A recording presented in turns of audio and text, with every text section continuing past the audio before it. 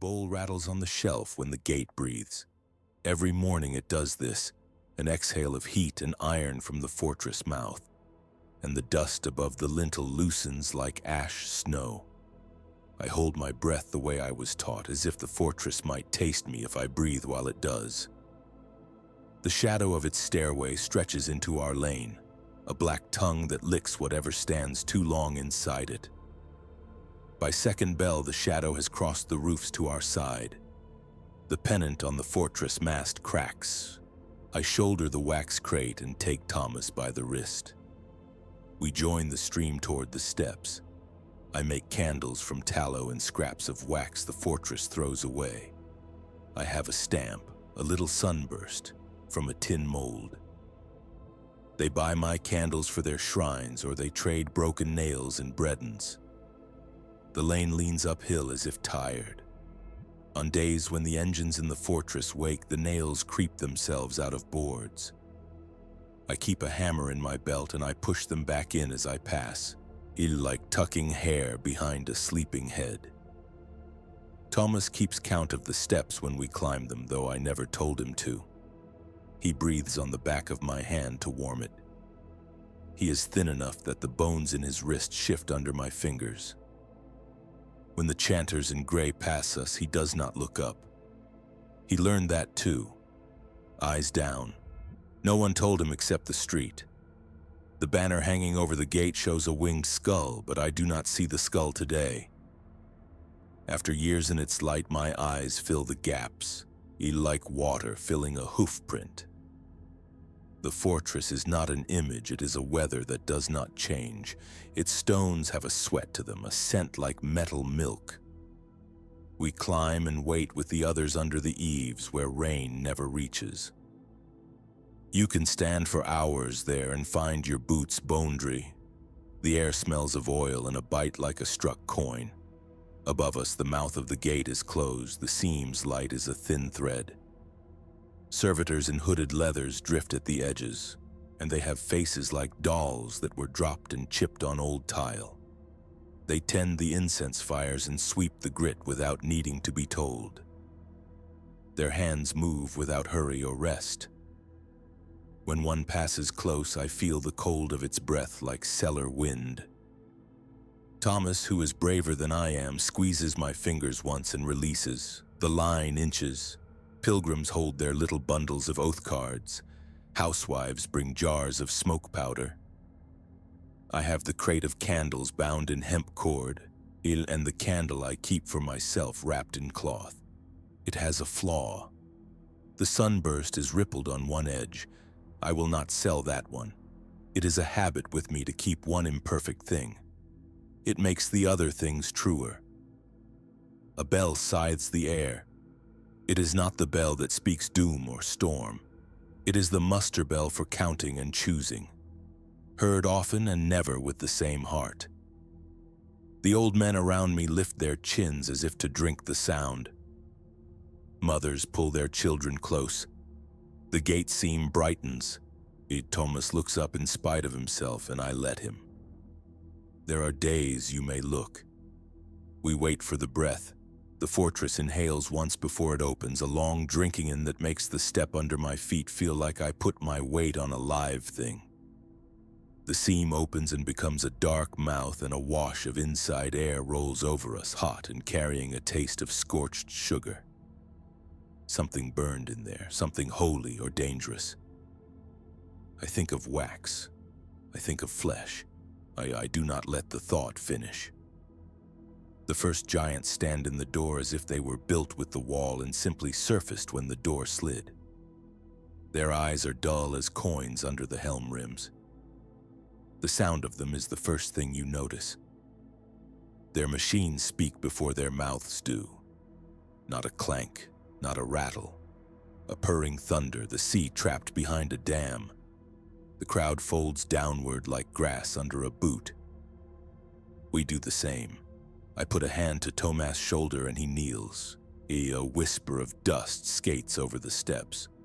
A robed man with a black iron jaw comes with them, and a chain of servitors like a necklace. The robed man carries a staff topped with a broken sun.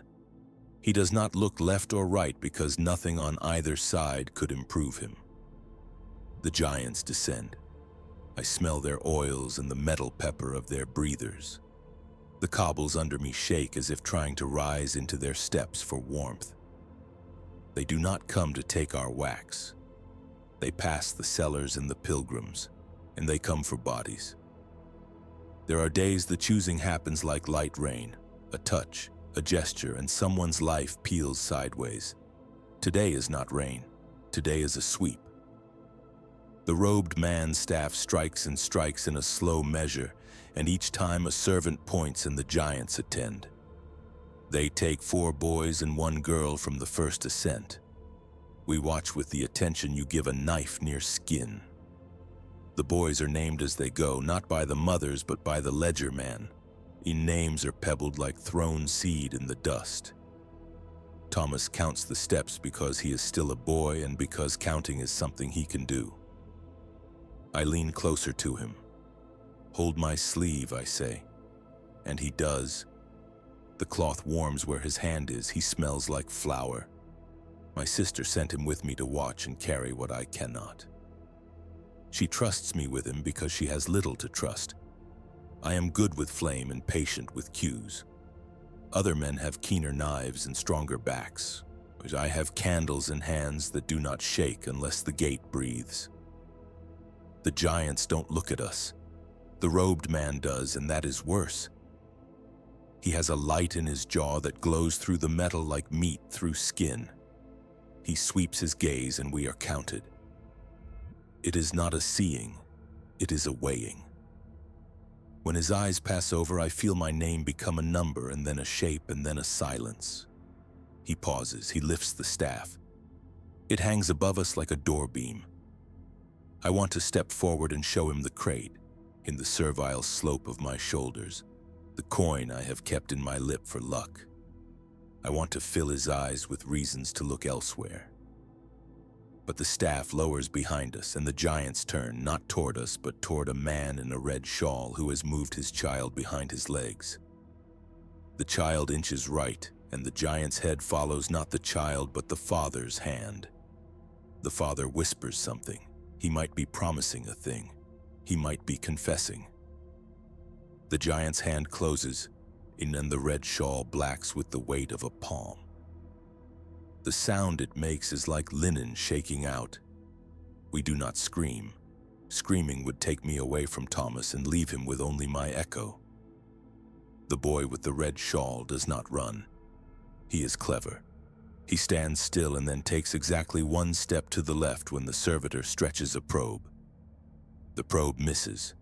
The giant looks at the boy with his whole helm, and then he pivots the width of his boot and places the hand that clouded with the father's blood atop the child's head as if in blessing.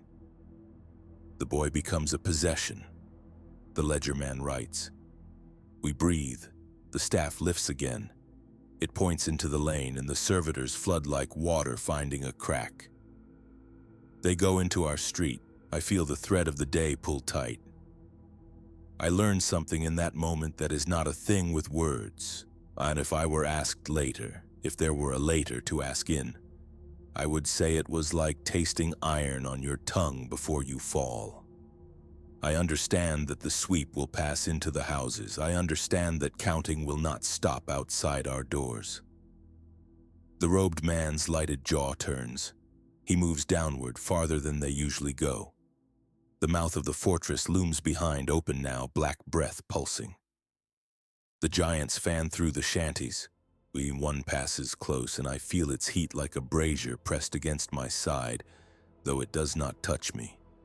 I cannot tell if my heart slows to match their steps or tries to race ahead of them. We reach our lane. Thomas' home is 10 doors in, mine 12. The giant stops at the 3rd door and puts a finger through the lintel and lifts. The whole front of the house sighs forward like someone unfastened their gown, and then it falls in.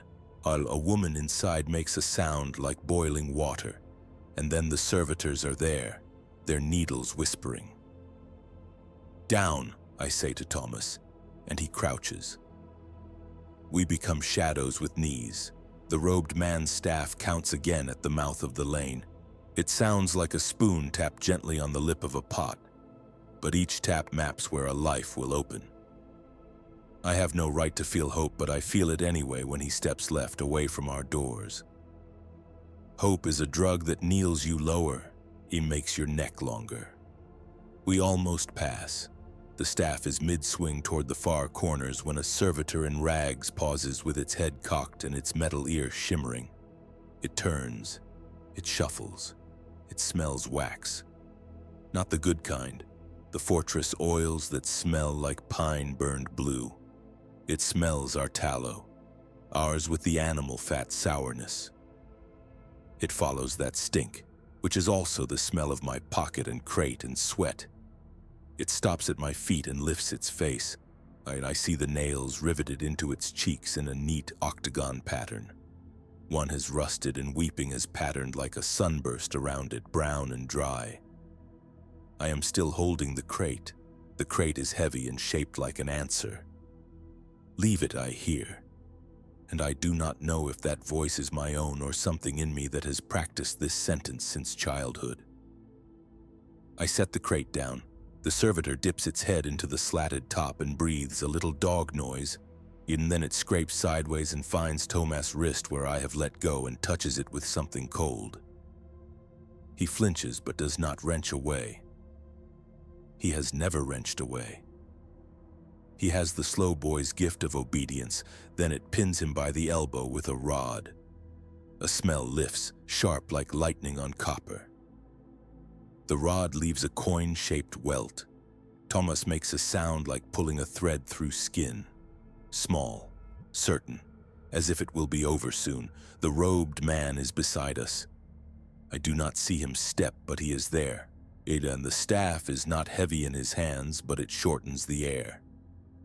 He looks at Tomas with a gaze that makes room in the world by removing other things from it.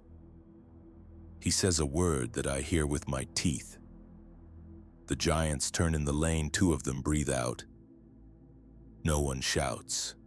The neighbors keep their hands on their knees, their eyes on their boots. I do not drop to my knees yet. I put my hand on Tomas' shoulder. He is very warm. There is a wobble in his breath. Not him, I say. I did not mean to say it, and it was a prayer, the kind you send to a place with distance. It comes out too close. The robed man's jaw light climbs. He tips his head 1 degree as if measuring whether my voice was wind or speech. The staff angles.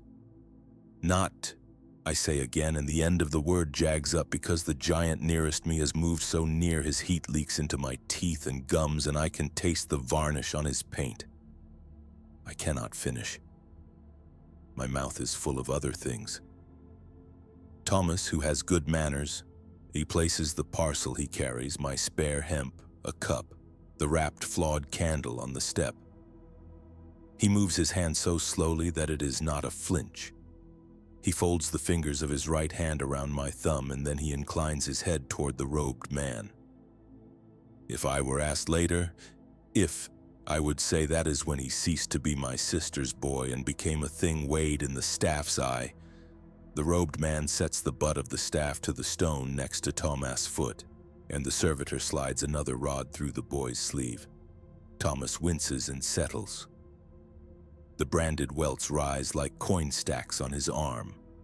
The ledger man appears from some corner. He says a name. He says, "Of the 5th lane, turn 16 of the Talaward." He scratches and blows on the ink. Ash drifts from somewhere above. A child 2 doors down whimpers like a trapped bird. The ledger man does not look up. The giant puts his hand on Tomas' head. It spans from crown to ear, and the glove's plating is scarred, each gouge a quiet road. For a breath, the giant dips his helmet and the lenses meet Tomas' eyes. I cannot see Tomas' face, only the side of his ear and the tremble in his jaw where he swallows. The giant lifts his hand and Tomas steps into the space beneath it. He is taken. I do not reach. My hands hang at my sides and holding them still asks more of me than running ever would. I let them shake there in my sleeves where I can hide them from the staff. I want to chew the corner of my lip until I bleed, an old fear habit. I do not. I taste only oil.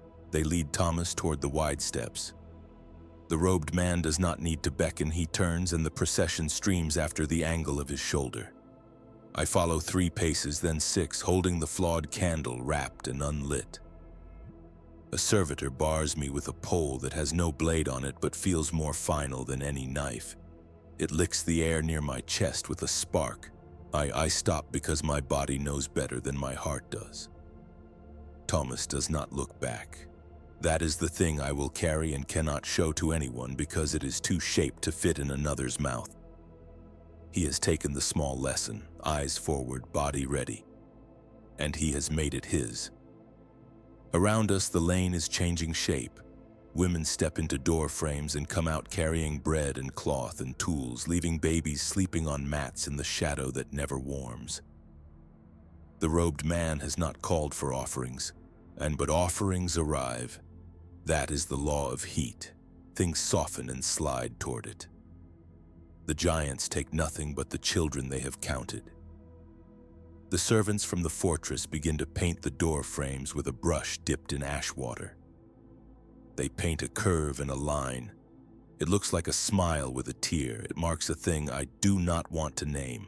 Clear your rooms, a man with bolts through his throat whispers in a human voice too well practiced.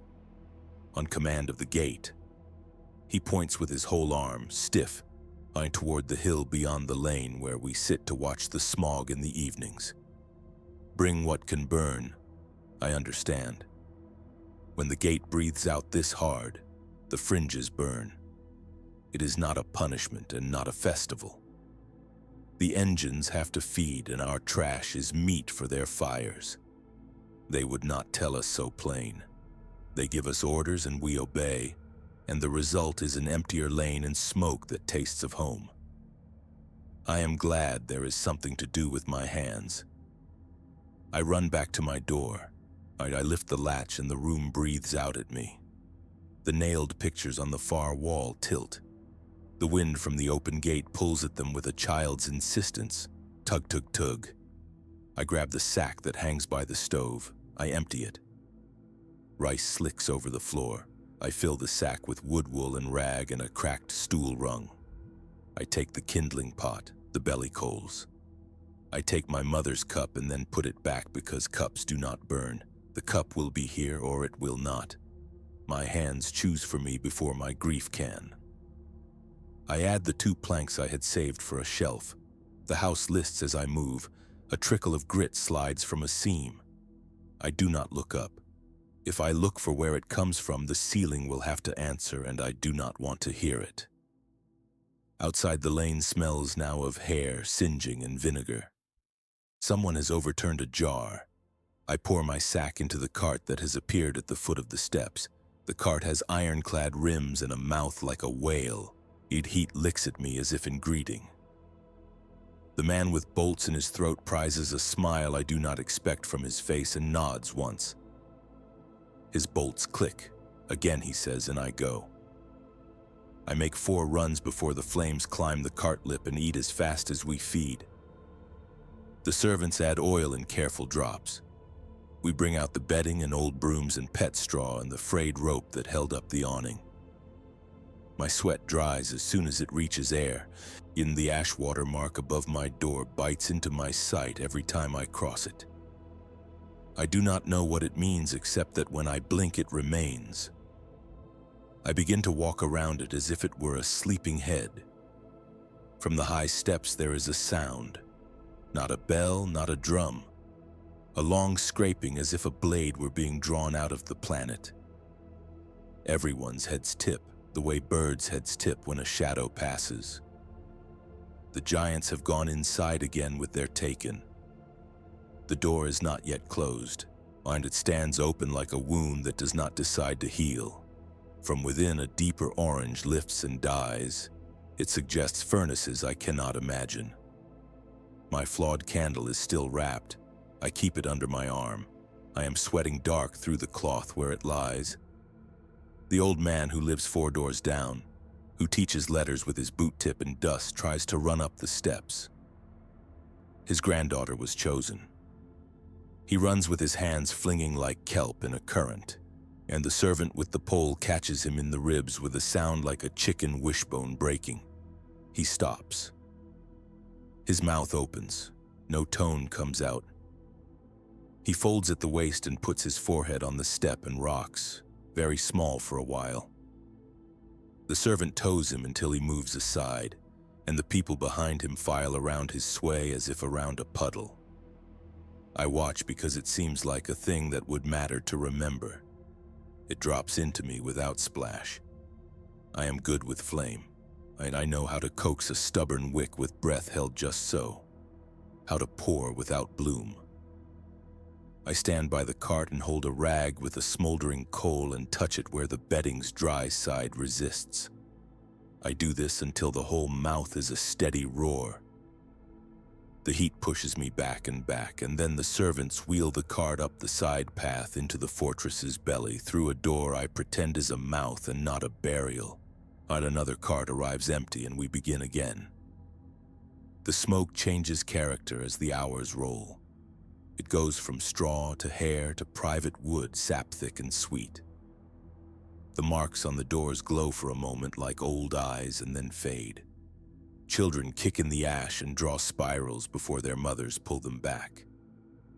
The air presses. We move slower. My thighs tremble on stairs. I do not notice hunger. Hunger notices me only when I sit for a breath and my hands begin to eat themselves, twitching at the air. Tomas does not come out. Of course he does not. Those chosen never return to the steps. Sometimes we hear a chanting later, a bass call wrapped in thunder, and we tell ourselves a story that places our boy inside it. That saying, that story, is a bridge we only half commit to crossing. We hover on it and step back when the wind picks up. As the light leans toward evening, a new crew comes. They wear long coats that shine as if rubbed with damp ash, and they stride with the giant's purpose, but are men who sweat. They spread buckets of sodden sand around the houses not marked, and they point without looking at faces. They leave a white smear on their cheeks when they wipe. When the man with bolts in his throat sees them, he flicks his eyes to me and lifts 2 fingers and then 1. Last run. I have nothing left that burns that I am willing to hand over. But I take the broken shelf plank after all, and a bundle of newspaper prayers and the splint I saved from when I broke my finger. On the last run, I trip on a nail nosing up through a board. My hands go out. The flawed candle slips from the cloth and clacks off the step and rolls in a shallow way like a lamed wheel. I snatch it. It leaves a smear of wax on the stone, a sharp little curve like a scythe. No one notices. Everyone is watching the gate, in which has begun to close. I stand and tuck the flawed candle under my arm again. I lean my back against my door frame and feel its heat where the ashwater mark was painted. It is almost dry now, almost nothing. From inside the fortress comes that Sedom murmur as if a machine far below us is swallowing. The narrow daylight between the door halves thins. Through it I think I see, for a blink only, a line of little shadows moving, heads shaved, the fabric at their shoulders cut in the old way, and the road through the slit is a line I could place my flawed candle on like a wick and watch it flow inward. My chest forgets and then remembers how to lift. Then the door seals. The world becomes quieter in a way that is not silence but a shift of where the sound lives. From out here to in there. The last of the cart fire smoke drifts toward the rafters of the lane and clings like old grief. The bell does not ring. The men in ash-slick coats leave prints like fishbacks where they walk. Someone drops a pan and does not pick it up. Babies wake and complain as if nothing has happened that does not concern them. I put the candle in the mouth of my oven and sit on the step. The oven mouth tastes of old iron and stale bread. The flawed candle is warm from my arm.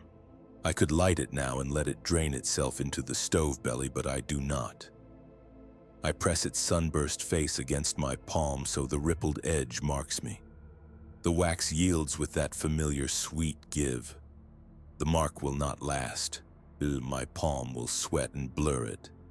But for a moment I hold a small impress that is mine and not granted by a staff or a painted door. Across the lane, the old man with the broken wishbone ribs has left his rocker on its side. An orange peel lies in it like a curled tongue. The soot from the cart has settled along the boards and dunes. When I speak, my voice is flat and low in my own chest, as if there is a second throat in there now. One that learned something it would not have, I given a choice. Night will come. It is not yet here. The shadow of the fortress is always here. Night only lends it company.